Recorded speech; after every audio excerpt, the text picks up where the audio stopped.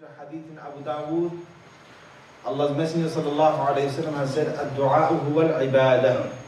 Dua is worship. Now why did Prophet sallallahu alayhi wa sallam say dua is worship? You look at any worship we do, without dua there is no worship. Without dua there is no worship. Salah, we have got dua inside there. Right at the end of salah, Allahumma inni zalamtu nafsi zulman kathira. Or right at the end of salah, Rabbi ja'alni muqima salati, Rabbana atina fid dunya hasana, and so on. Inside the salah itself, there are several times when we are making a request to Allah Azza wa Jal. Sami' Allahu liman hamida, meaning that Allah has accepted. We are asking Allah, Allah accept this dua, accept this salah of ours. If you look at fasting, you open the fast with a dua. You close the fast with a dua. And during the iftar time, just before the iftar time, you make dua. At suhoor time, you make dua. These are the attributes of fasting. You look at a person who's gone to Hajj. The whole of Hajj, in every single part he's going, he's making dua. You look at the Anbiya alayhimu salatu wasalam. Sayyidina Ibrahim alayhi salatu wasalam, he just built the Kaaba. He just was building the Kaaba, or built the Kaaba. And as he had just finished it, he said, Rabbana taqabbal minna innaka antas sami'ul alim. That dua is recorded in Surah Baqarah.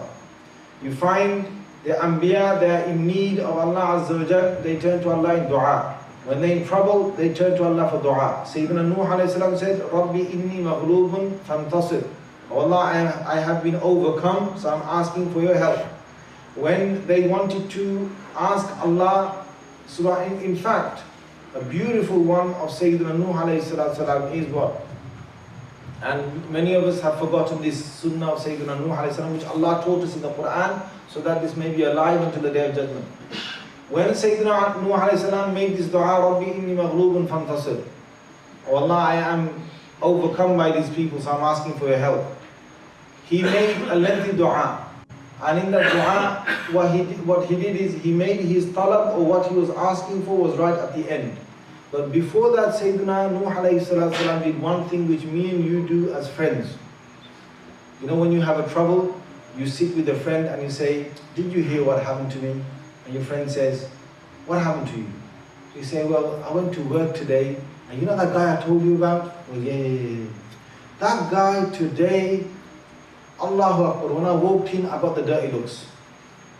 And when I went in the office and I sat down, he was watching what time I had walked in, so he was going to grass me up to the boss. And I sat down and I started doing my work, then he was walking over nearby to look at me, to look over to see what work I was doing. Can you believe it? You know, this guy wants to keep me out of this job. You know, he wants to get rid of me. And did you hear what happened after that? What happens after that? He said, at lunchtime, the guy, when I left for lunch, he came to my desk to see how much work I had done. And blah, blah, blah. I'm just giving you an example. Sayyidina Nuh alayhi salatu wasalam, he does the same thing with Allah Azza wa Jal. How? He starts to ask Allah, he says to Allah, before he even says what kind of help he needs from Allah, he says, Rabbi inni da'utu qawmi laylan wa nahara. Oh Allah, I asked these people by night and by day. Oh Allah, did you see that I went to them by night time? Oh Allah, I went to them by daytime. And I said to them, I said these words, Istaghfiru rabbakum. I said to them that you should seek forgiveness from your Lord. Every time I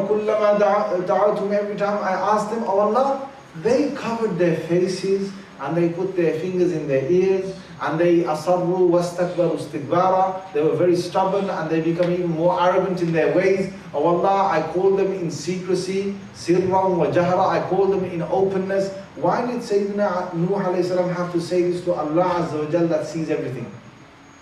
Because Sayyidina Nuh alayhi salatu salam is seeing Allah as a wali, as a guardian. And Allahu waliyul ladina amanu. Allah is the guardian of those who believe in Him. And Allah is the close one and the master of those. So as a servant to a master, He is putting forth His way, just like two friends. We are two friends. We say, did you see that guy did that? Did you see? And then that happened, and then that happened. Sayyidina Nuh alayhi salam is doing this. This is a wonderful way of relieving stress. You know, a lot of people who have stress, A lot of people who have problems, they often pick up the phone and they will say to their, whoever it is, did you hear what happened? Shall I tell you the latest of what's happening in my life? And then she says, yes. So you say, okay, get ready for episode number 42. This is what's happening in my life of EastEnders. Right? I'm in the middle of it. And can you believe this person did that, and that person did that, and I said this, and what do you advise me to do right now? Or did you hear what? And a whole part of the gossip is what actually happened. And a lot of us do this. You do it in the masjid when you come sit with people, you do it when you're outside the masjid, you do it when you see your friends outside. Women do it a lot of the times, when they see one another over the phone or whatever. A lot of that with their husbands as well, the husbands do it with their wives. But Allah Azza wa Jal is asking us one thing, which is what? You want to relieve your stress? Come and talk to me. Come and talk to me.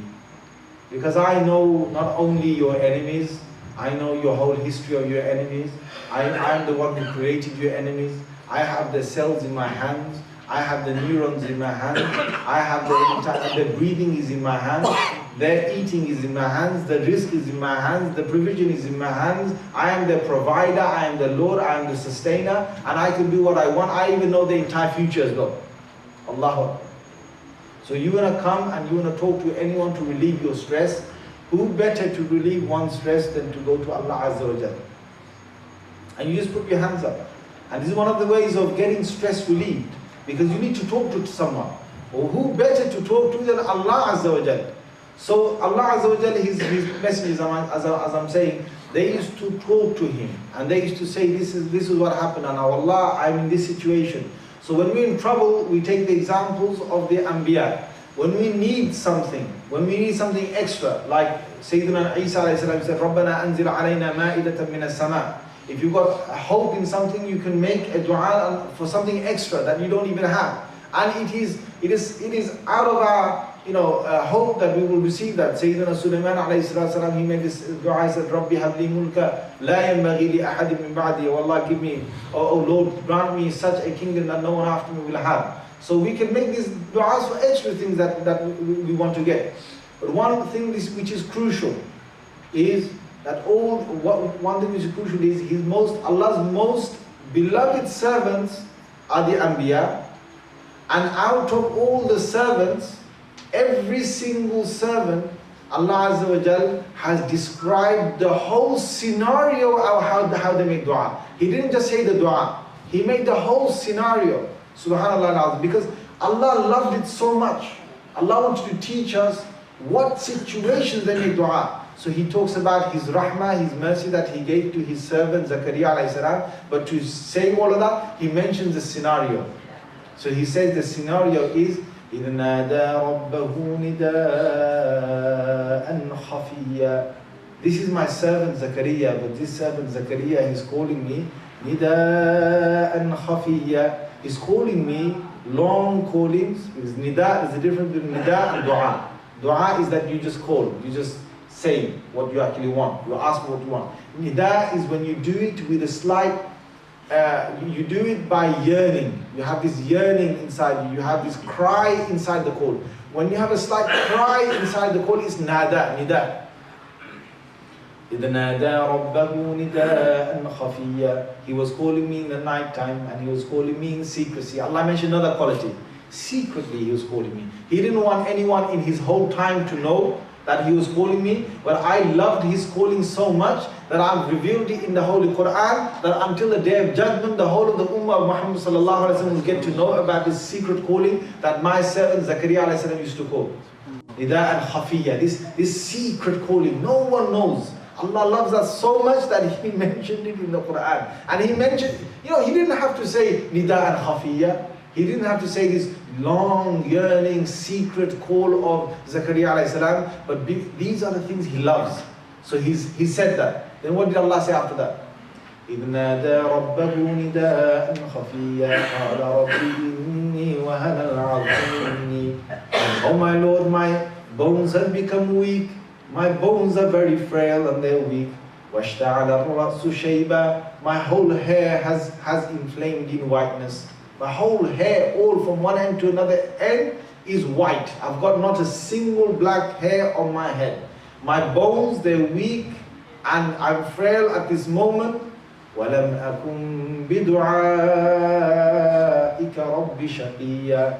But even though this is my situation, I haven't lost the hope that you're going to answer my dua. I haven't lost that hope. Because an old man who's this old will never have the hope of having a child. But I, at this age, I still haven't lost the hope that you will give me a child. And he says what? After explaining his own situation, he says,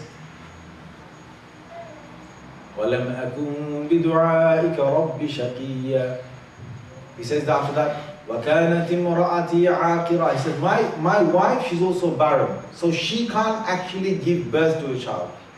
وَقَدْ بَلَغْتُ مِنَ الْكِبَرِ عِتِيًّا. I've reached such an old age of life that, a man like me shouldn't really be here making dua. But you know what? I'm still going to make that dua to you. Allah loved all of this. He mentioned all of this. Why? Because Allah wanted to show us that, hope doesn't matter if you have 100% wall in front of you, you got nowhere out. Allah Azza wa Jal doesn't see a dead end. There's no dead end with Allah. Allah can give whoever He wants to give. And this is the beginning of, Allah hasn't even mentioned His dua yet. He's mentioning His condition. Why does Allah do that? Because it's a massive lesson to us to understand. For dua, you don't need to see impossibility. You just look at me. If you want the impossible to become possible, I will do that for you. And I can do that. But I need your faith. Zakaria didn't do this on one night. He did this on many different nights. And it so happens that the whole context again is explained in Surah Maryam, how he used to he'd come and see Maryam, and one day he comes and sees that she's got fruits of a different season inside her chamber. When the chamber was locked, the only person with the key was Zakaria alayhi salam. No one came in, no one went out. Maryam alayhi salam was inside, and he comes and he sees fruits of a different season with her. And he says what? قَالَ يَا مَرْيَمُ أَنَّى لَكِ هَذَا. Oh Maryam, how did you get this? And she says, قَالَتْ هُوَ مِنْ عِنْدِ اللَّهِ. It is only Allah. Allah gave me these fruits while I'm sitting here. I had no fruits. Allah gave it to you, and such fruits that you cannot even find in this whole country. They're out of the season. And when Zakaria saw that, he thought, this chamber, this place is Mubarak. This place is blessed. هُنَالِكَ دَعَى زَكَرِيَّا رَبَّهُ. Why did Allah have to say هُنَالِكَ? Because Zakaria alayhi salam knew that this is a place of barakah. There are certain places that Allah has blessed. If you make dua, those blessed places, Allah will accept your dua. The Kaaba is blessed. Muzdalifah is blessed. You find Arafah is blessed on the day of Arafah. In front of the Hatim, that place Maqam Ibrahim is blessed. You find the day of Arafah itself across the world is blessed as a time. The masjid is blessed. The masjid is blessed. So the places where Allah Azza wa Jal accepts somebody, He gives a gift to someone, a miracle, if you make a dua there, then it will be accepted. That's why Allah said, Hunalik. In that place, Da'a Zakaria Rabbah. Zakaria salam started to do 2 rakats straight away, and in his dua, in his salah, he started to make dua. And straight away Allah Azza wa Jal in his salah said, Ya Zakaria, inna nubashiruka bi ghulam. Oh Zakaria, and now I'm giving you good news of a child who's Yahya. Now why did Allah Azza wa Jal have to tell us the entire context of this? Why? Because every part of your dua, when you make dua, when I make dua, when I make it and I say, Oh Allah, Oh Allah, Oh Allah, and I repeat it 3 times, Allah loves that. That's why Messenger of Allah sallallahu alayhi wa sallam, when he made dua, كَانَ يَدْعُ ثَلَاثًا. He sometimes used to repeat it 3 times. Allah loves that. You repeating, Allah loves that. The fact that you are begging Allah, Allah loves that. فَأَلِحُّوا فِي الدُّعَاء. Rasulullah sallallahu alayhi wa sallam said in one hadith, he said, be like beggars in your dua, that you continuously ask and you ask and you ask again in your dua. Rasulullah sallallahu alaihi wasallam told us he liked that. Even when a person, he's making dua, okay, he's making dua.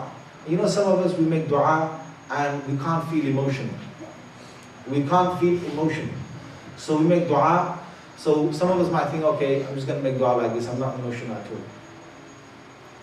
And others want to try and cry, they can't cry, so they try and make a face like they want to cry. This Allah loves. There's no tears, there's no emotion inside you. And Rasulullah has said, فَإِن لَمْ تَبْكُوا فَتَبَاكُوا. He said, if you cannot cry, then start to pretend to cry. Subhanallah. Start to pretend. Make a pretending face in front of Allah to cry. Allah loves that. That's why it's in the sunnah of our Messenger sallallahu alayhi wasallam that he's told his Sahaba and he's told us as well through them that you pretend to cry. It's not nifaq, it's not hypocrisy. It's that you wanted to cry, you couldn't cry, so you went halfway there. You start to make a face, however you can, to show Allah that if I could have cried, I would have loved to cry, but I couldn't cry, but here I am. I'm asking you. Here I am, I'm asking you. Rasulullah sallallahu alayhi wa sallam has told all of this for a reason. Why? Because Allah Azza wa Jal, He likes it when we do this in front of Him.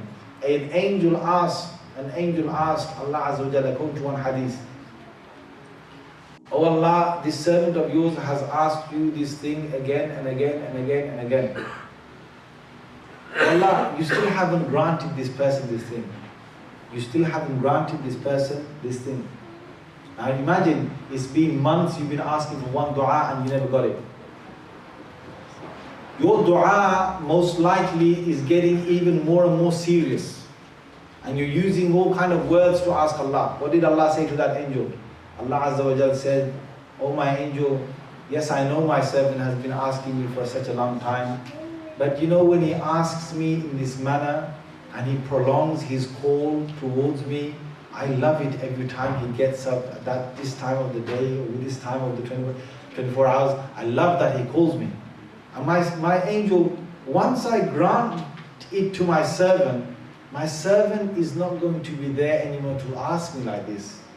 And because I love this call of my servant, I am holding back giving it to my servant because his call is more beloved than the fact that I give him this thing.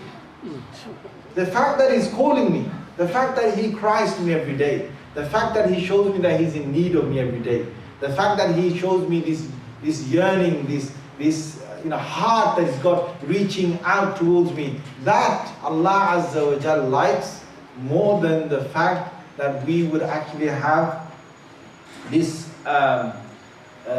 dua accepted and he gives us. Now some of us might think that my dua wasn't accepted. I made this dua, it wasn't accepted. Don't think in that manner, because Allah Azza wa Jal, He has, according to one hadith, this is Sahih hadith in Imam Ahmad's kitab. Bazar has related this, Abu Ya'la has related this, all of them with good chains. Hakim has also related this, and he has said Sahihul Isnad, this is Sahih hadith. Rasulullah sallallahu alayhi wa sallam, he says, "Ma min muslimin yad'u bid'awa laysa fiha ithm wala qati'atu rahim illa a'tahu Allah biha ihda thalath." There is no Muslim that makes a dua, not a single Muslimah in the world, they make a dua to Allah Azza wa Jal in which there is no sin, and there is also nothing where they're asking Allah to break their ties. Allah doesn't like it when we make dua for a sinful thing or something which is haram for us. So as long as these things are not inside there, Allah Azza wa Jal will give them one of three. Imma an yu'ajjila lahu da'watan. Either Allah will straight away accept your dua and give you what you actually asked for. وَإِمَّا أَن يَدَّخِرَهَا لَهُ فِي الْآخِرَةِ. Or Allah Azza wa Jal will store it for the akhirah.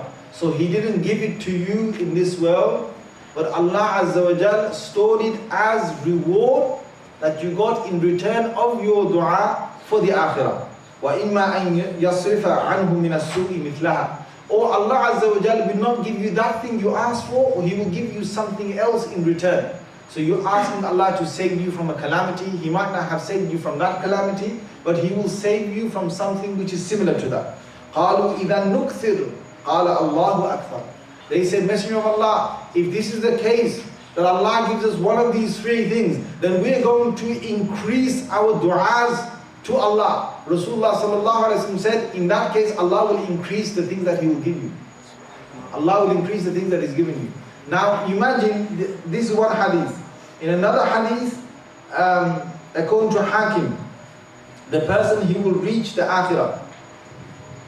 فإذا عجل للعبد دعاؤه في الدنيا ورأى ما ادخر لغيره في الجنة. When a person will come on the day of judgment and he's going to see that Allah accepted this dua for me, He accepted that dua, He gave me all of these different du'as. And there's another person there whom Allah, He didn't accept his du'as, many of his du'as, but He gave him these things in Jannah in return. So he never got his du'as answered, but he got something else in return in Jannah. When a person will see all those things that he got in Jannah for the du'as that weren't accepted in his lifetime, in return of those du'as that weren't accepted in his lifetime, this person will say, Ya laytani lam yu'ajjal li shay'in min du'a'i fi dunya. The person will say, if only all my du'as were rejected from the du'as that were made in the world and I got return, in return of that I got something in Jannah. The person will wish that all of his du'as would have been rejected, none of them would have been accepted, because he knows today, on the day of Akhirah, he sees now that in return of the du'as that are not accepted, you get greater things in Jannah that you couldn't even get by doing your ibadah. So this person is even more, he wished that his du'as wouldn't have been accepted in dunya. You can imagine that we are those, of course in this world we want many of our du'as, we want them to be accepted, but don't think that we are losers. We never loses. A mu'min, a believer, never loses when he comes to Allah Azza wa Jal with the dua, as long as the dua hasn't got anything that is sinful inside.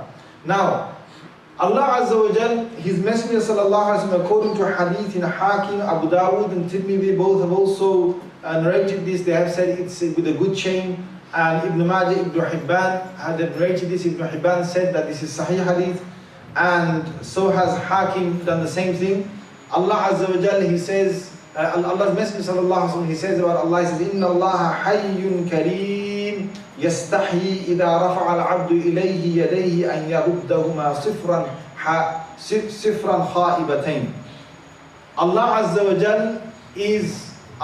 wa Jal finds it just like me and you, when a beggar comes to us and a beggar has been asking us, sometimes you feel like, how can I just let this guy go without anything in his hand?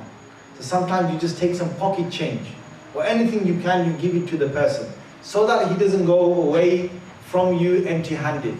Allah Azza wa Jal is very noble, and Allah Azza wa Jal shows the same quality, that He is in a sense morally embarrassed. This is not because Allah Azza wa Jal needs to get embarrassed, but out of the fact that His servant has put his hands towards him, that Allah would send you away empty-handed without receiving anything from Him. Allah will do that. Allah Azza wa Jal is morally embarrassed, so He will make sure that you return with something. That is why when we make dua by raising our hands. And raising our hands, some people, it's not good to just close all the hands. Don't close all the hands for dua. Because we are asking Allah to put something inside Him. We are asking Allah, that's one of the adabs of dua. We ask now, it's good to keep the two hands close, and it's good to keep them like a beggar, that is close together, so that if the one you're begging from gives you something, it's going to go in your hand and it wouldn't basically drop inside. Yes, it's fine, it's jaiz, it's completely allowed for you to keep a gap in between, it's completely allowed, right? But the more of a begging situation a person is, the more better it is for you to, or more likely it is that your dua will get accepted. Some people, they make dua, they're like this. They got their hands right here. Now, how much of a beggar is that you've got your hands right next to your belly and you've got them tucked inside you and you're making dua? I mean, you don't have to put your hands up. But if you're going to put your hands up for a dua, it's better that you show that you're making dua and you're in a begging situation. Rasulullah sallallahu alaihi wasallam, he had 3 different sunnahs. One was that he put his hands together and he would put them, he would bring them up to his chest level. His hands up to his chest level. Another one that he would put his hands together and he would move it up to his face level. Another one is, his sunnah is that he would put both of his hands, his arms, he would stretch them up to the sky and he would put them way over his head. This is the 3rd sunnah of Rasulullah sallallahu alaihi wasallam. When he was very desperate, he would do that. Another sunnah of Rasulullah sallallahu alaihi wasallam is, you want to be in a begging situation, is that you make the dua inside your sujood. You make your dua inside the sujood. So when Rasulullah sallallahu alaihi wasallam, إِذَا فَزِعَهُ أَمْرٌ, when he used to get something that would trouble him, he straight away would make 2 rakats salah. That would be 2 rakats specifically because he was terrified by something. When he would be terrified by something, he would make 2 rakats salah. This is sunnah, that is a forgotten sunnah. A lot of people, when they get terrified, they want to go and look for help with someone. Allah's Messenger sallallahu alaihi wasallam straight away looked for help from Allah Azza wa Jal. And these 2 rakats, sometimes what Rasulullah sallallahu alaihi wasallam would do is that he would prolong his sajda.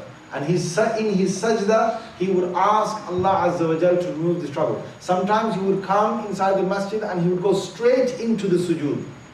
Allahu Akbar, straight into sujood. This sujood was of different kinds. Sometimes it was sajda to shukr. Sometimes he would just thank Allah and go into sujood. And sometimes when he needed something, he would go into sujood as well. So if somebody wants to do that and revive that sunnah, you can do that as well. But if a person is doing a salah, then you cannot say anything but Arabic inside your salah. But if a person is doing a sajda on its own, just a sajda on its own, then you can make whichever language you want, you can make a dua in that. So please remember this, I'm not saying in any salah there is, whether it's 2 rakats, 4 rakats, whatever it is, you cannot make any dua except in Arabic. But if you're making a sajda on its own, so there's no salah, you didn't start off with a salah, you just went straight into sujood, in that you can make dua in any language you want. So if one of us wants to, we can make a dua inside the sujood, because Rasulullah sallallahu alaihi wasallam occurred to hadith in Bukhari, he said, فَقَمِنٌ أَن يُسْتَجَابُ لَكُمْ. He said that it's likely that your du'as will be accepted while you're actually in the sujood. Now, we're going to make dua to Allah Azza wa Jal. Now, in making dua to Allah Azza wa Jal, there are certain adabs and etiquettes. There are certain adabs and there are certain etiquettes. And there are certain ways of unlocking the secrets of the unseen if you know how to do certain little things. One of the things I've just told you is making dua between Asr and Maghrib. Even on a normal day, it's good to make dua between Asr and Maghrib, that your dua gets accepted. On a Friday, it's even more close that your dua will be accepted. On this day, it's even more likely. So one of the things is to know the zaman, to know the time. Another one is to know the makan, the place. If you know the places where dua is accepted, it's likely that it will be accepted. Another one is if you give some sadaqah before you give your dua, make your dua. In a certain ahadith, it says that when you've given a sadaqah, then it is likely that your dua will be accepted. Another one is that you make istighfar. You start seeking forgiveness from Allah first, because according to our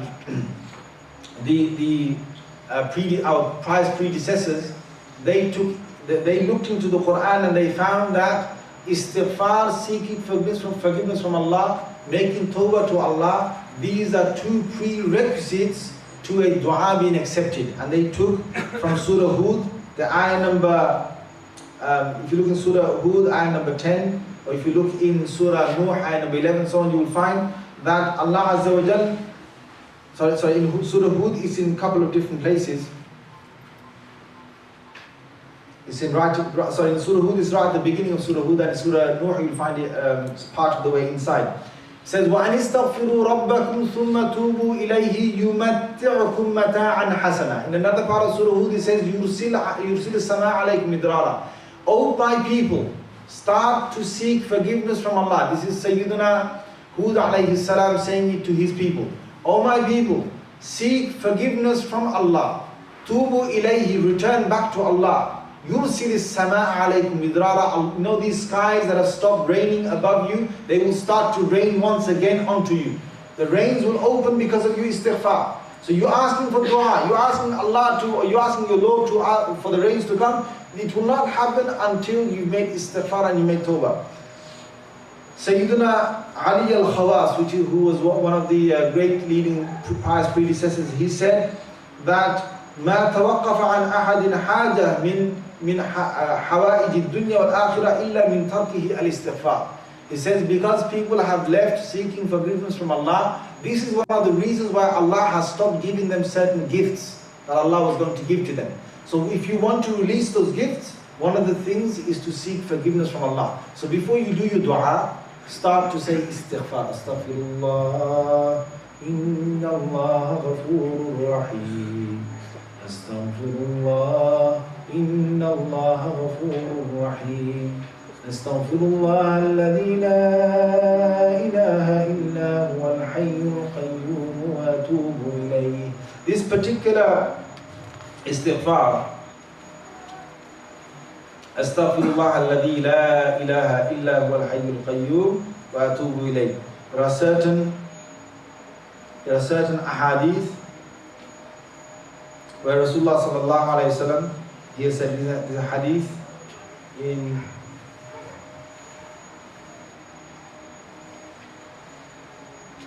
okay, there's different types of hadith. If I find that particular hadith, then I'll quote it to you. But this hadith where Rasulullah sallallahu alayhi wa sallam said in Hakim, it is narrated up to the Prophet sallallahu alayhi wa sallam, من قال اللهم مغفرتك أوسع من ذنوبي ورحمتك أرجى عندي من عملي 3 مرات غفر الله له.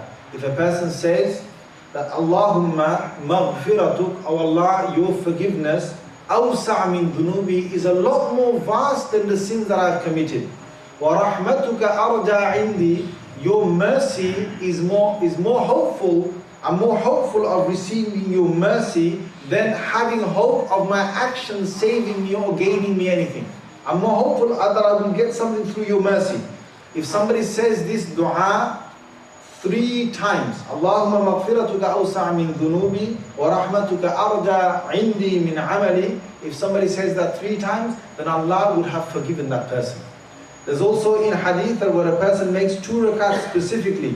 This is a hadith in Abu Dawud and Tirmidhi, Ibn Majah, Ibn Hibban in his Sahih collection. He has said, there's no servant of Allah, he has committed a sin. فَيُحْسِنُ الطُّهُورِ, he makes a good wudu, ثُمَّ يَقُومُ فَيُصَلِّي, then a person stands up and he makes 2 rakats, يُصَلِّي رَكَعَتَيْنِ ثُمَّ يَسْتَغْفِرُ اللَّهِ, then after his 2 rakats he makes istighfar, he starts to seek forgiveness from Allah Azza wa Jal, إِلَّا غُفِرَ لَهُ, except that Allah Azza wa Jal would have forgiven this person. Then Rasulullah sallallahu alaihi wasallam, he quoted the verse from Surah Ali Imran, 135th verse, وَالَّذِينَ إِذَا فَعَلُوا, those people who do some actions of obscenity and so on, أَوْ ظَلَمُوا أَنفُسَهُمْ, or they've oppressed themselves, ذَكَرُوا اللَّهَ فَاسْتَغْفَرُوا لِذُنُوبِهِمْ, they remember Allah, and Allah Azza wa Jal, He then forgives them. So this is a particular istighfar or method of istighfar to do. In the dua, if a person does that, where they say Astaghfirullah alladhi la ilaha illa huwa al-hayyul qayyum, the names of Allah, al-hayy and al-qayyum, in the istighfar is very powerful to have those 2 names there, wa atubu ilay at the end, Astaghfirullah alladhi la ilaha illa huwa al-hayyul qayyum wa atubu ilay. And also when Rasulullah sallallahu alaihi wasallam, he heard certain sahaba, they making dua. One particular sahabi, when he heard him making dua, and he started to say the words Ya Hayyu Ya Qayyum. When he started to say the words Ya Hayyu Ya Qayyum, or he said, for example, he heard one particular servant of Allah Azza wa Jalla, he said Ya Dhal Jalali wal Ikram, O one of awe-inspiring qualities, wal ikram, or one who is full of gifting his servants. He started saying these words, Ya dhal jalali wal ikram. Messenger sallallahu alaihi wasallam, when he heard that, he said, Faqad istujiba lak fasal. Allah has now accepted your dua, now continue to ask from Allah Azza wa Jalla. Another person, he said, when Rasulullah sallallahu alaihi wasallam passed by Abu Ayyash and he was praying, he said, Allahumma inni as'aluka bi anna laka al-hamd, la ilaha illa anta, Ya Mannan, Ya Badi'a as-samawati wal-ard, Ya Dhal Jalali wal-Ikram. This is a Sahih hadith in Ibn Hibban, also narrated in Abu Dawud and Nasai and so on, where this person said, Allahumma inni as'aluka, O Allah, I am asking you, bi anna laka al-hamd, for you there is praise, la ilaha illa ant, there is no one except for yourself as a worthy of worship, Ya Mannan, one who gifts his servants without his servant having to ask him, Ya Badi'a as-samawati wal-ard, originator of the heavens and the earth, Ya Dhal Jalali wal-Ikram. When he made this dua, Rasulullah sallallahu alayhi wasallam, he commented on his dua. There's in one riwayah Rasulullah sallallahu alaihi wasallam heard Ya Hayyu Ya Qayyum, and he's heard this. Rasulullah sallallahu alaihi wasallam said لَقَدْ سَأَلْتَ اللَّهَ بِاسْمِهِ الْأَعْظَمِ. You have asked Allah with His greatest name, with His most greatest name. الَّذِي إِذَا دُعِيَ بِهِ أَجَابَ. When Allah is asked with the words Ya Hayyu Ya Qayyum, Allah does not refuse that dua.